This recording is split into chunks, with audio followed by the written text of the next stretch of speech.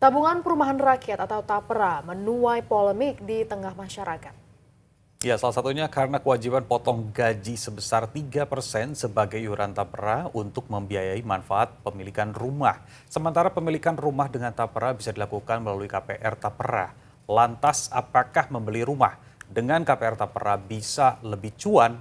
Selengkapnya dalam Cuanomics bersama Rizka Andalina.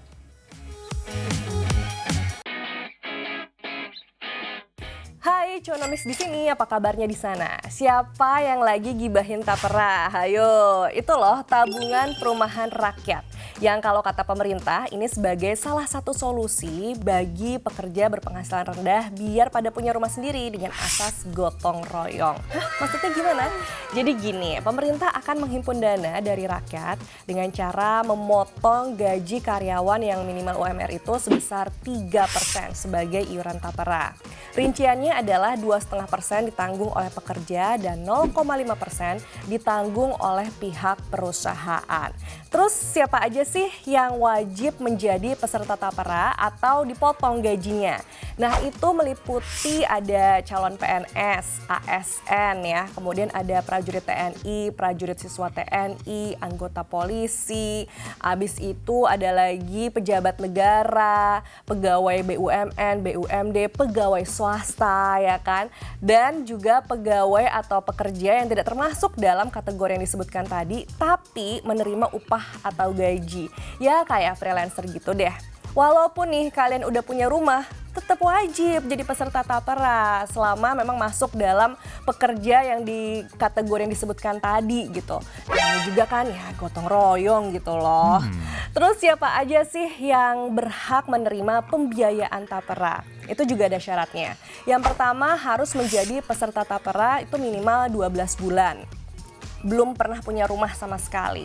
Terus termasuk dalam golongan masyarakat berpenghasilan rendah. Dan yang terakhir itu ini menjadi pemilikan rumah pertama atau pembangunan rumah pertama dan juga perbaikan rumah pertama. Dengan demikian, jadi manfaat tapera ini tuh bukan hanya soal pemilikan rumah aja, tapi juga ada manfaat perbaikan dan juga pembangunan rumah.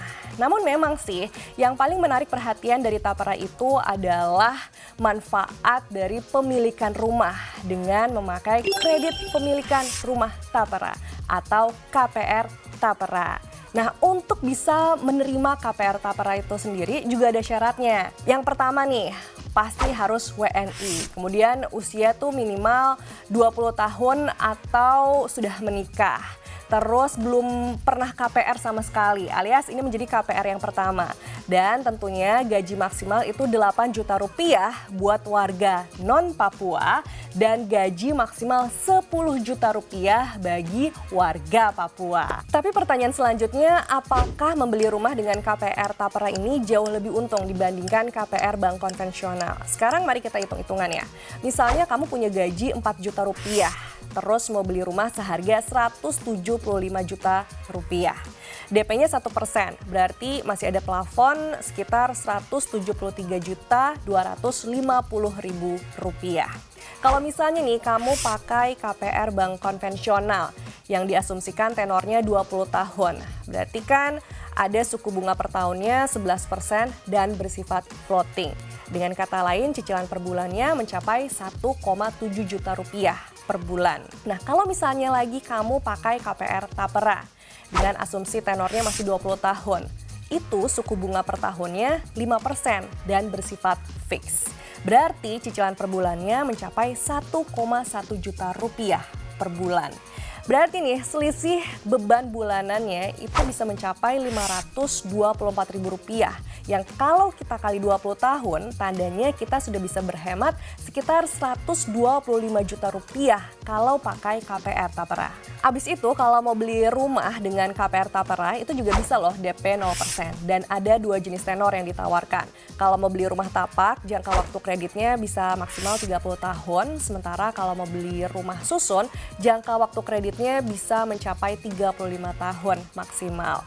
Nah, terus abis itu berapa sih limit kredit yang ditawarkan? Ternyata itu juga berbeda-beda tergantung wilayahnya. Untuk Jabodetabek, Maluku, Bali, dan NTB itu maksimal limit kreditnya 185 juta rupiah. Kalau di Pulau Jawa, selain Jabodetabek dan juga Pulau Sumatera itu mencapai 166 juta rupiah. Sementara Kalimantan dan Sulawesi masing-masing limit kreditnya adalah 182 juta rupiah dan 173 juta rupiah. Tapi khusus buat Papua itu limit kreditnya bisa mencapai 240 juta rupiah. Berarti nih ya, kalau dilihat dari limit kreditnya dan juga syaratnya, idealnya sih membeli rumah dengan KPR Tapera itu adalah rumah dengan luas tanah sekitar 60 meter persegi sampai 200 meter persegi dan luas bangunannya sekitar 21 meter persegi sampai 36 meter persegi. Dan semua syarat atau hitung-hitungan tadi itu berdasarkan peraturan pemerintah nomor 21 tahun 2024 yang mengubah peraturan pemerintah nomor 25 tahun 2020 tentang penyelenggaraan tapera. Dan yang perlu diingat juga nih, aturan ini akan berlaku paling lambat tahun 2027. Sebenarnya sih semangat tapera ini bagus biar seluruh rakyat Indonesia pada bisa punya rumah. Tapi apakah hitung-hitungan KPR Tapera tadi sudah sesuai dengan kebutuhan rakyat Indonesia? Nah, kalau itu sih silahkan ya netizen plus 62 yang menjawabnya. Selanjutnya di part 2 kita akan bahas untung ruginya sebagai peserta tapera. Jadi tungguin ya. Sampai jumpa.